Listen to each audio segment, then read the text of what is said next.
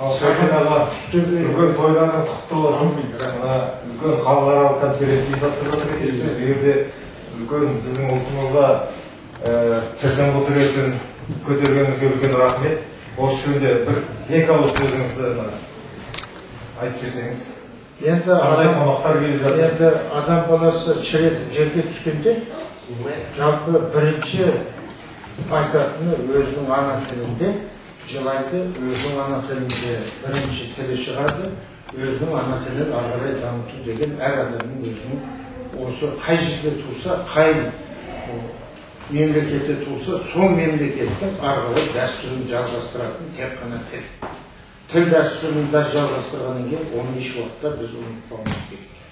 Оны қаншама біз жоғарғы сатылы білімді болсақ та, тіл құдіретін ұмытпай соны ары қарай дамыту әр азаматтың өзінің мемлекетінің, әр мемлекеттің азаматының өзінің нағыз қалай исламда 5 уақыт намаз парыз болса, бұл да әр адамның жеке басының парызы. Ал енді бүгінгі өткізейік деп отырмыз халықаралық конгресс. Халық медицинасының, Қазақстанның халық медицинасының кешегі, бүгінгі, болашағы деген өзіміз ондай үлкен бағдарламада өткізіп отырмыз. Сол бағдарлама бойынша әртүрлі мемлекеттен біз шақырдық. Франциядан, Германиядан, Россиядан, Прибалтика, Украинадан, өзіміздің көршілес Қырғызстаннан, Өзбекстан, Тәжікстаннан. Бірақ енді біз шақыру міндет бізде. Ал енді келу, біз парызымыз шақыру, ал енді келу өздерінде. Енді оны жүре барып көрерміз, енді кімнің келіп, мүмкін кім кішкене кешіп келетін шығар, кейбір адамдар айтты.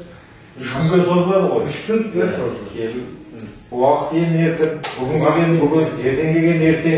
Сөйтіп, жұмыстарыңызға табыс тілейміз, конгресстеріңіз жақсы өтсін, халық игілігіне өстіп үлесімізді қоса білейік аға. Аумин, рахмет.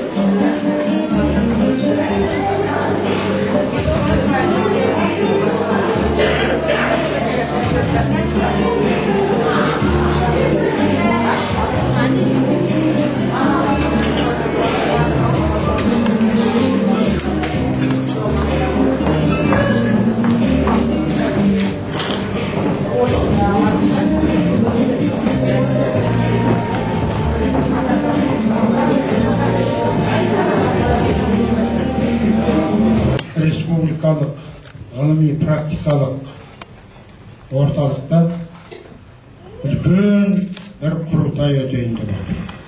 Ол құрылтайдың бағдарламасы Қазақстанның халық емшілерінің кешегі, бүгінгі, келешегі және оның дамуы. Осы айтқан бағдарлама бойынша біз 9-10-11 күн осы бағдарлама бойынша пікір таласып, ары қарай өзіміздің қандай жолға түсіп дамуымыздың, өзіміздің осы ұжымымыздың, өзіміздің жеке сызып жолымызды ашып беретін бағдарламаны қабылдаймыз.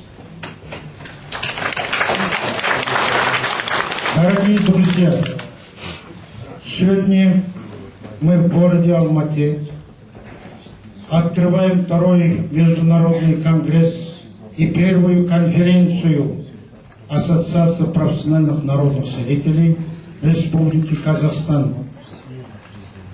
Она называется «Народная медицина Республики Казахстан. Прошлое, настоящее, будущее и ее перспективы». В этом направлении будем в течение 3 дней, мы будем здесь заседать, и здесь мы будем с вами, будем свидетелями, увидим мастер-класс. Здесь у нас присутствуют большие гости из зарубежных стран, из дальнего зарубежья и ближнего зарубежья. Здесь господин Затеев Андрей, Коновалов, вы прекрасно знаете, поприветствуем. Вот они участвовали в битвах экстрасенсов. И наши земляки тоже участвовали, но это будем говорить завтра.